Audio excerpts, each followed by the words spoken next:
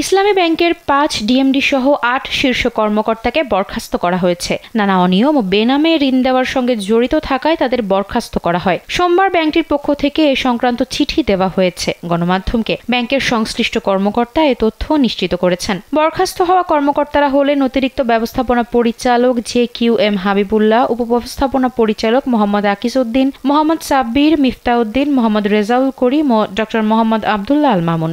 এছাড়া প্রধান অর্থ পাচার প্রতিরোধ কর্মকর্তা তাহের আহমেদ চৌধুরী ও ট্রেনিং ইনস্টিটিউটের প্রিন্সিপাল মোহাম্মদ নজরুল ইসলামকে বরখাস্ত করা হয়েছে। জানা গেছে, শেখ হাসিনার সরকারের পতনের পর কর্মকর্তাদের চাপের মুখে এসব কর্তা ব্যক্তিদের বরখাস্ত করা হয়। বরখাস্ত হওয়া কর্তা ব্যক্তিদের মধ্যে একজন অতিরিক্ত ব্যবস্থাপনা পরিচালক, ৫ জন উপব্যবস্থাপনা পরিচালক এবং ২ জন ২টি বিভাগের প্রধান।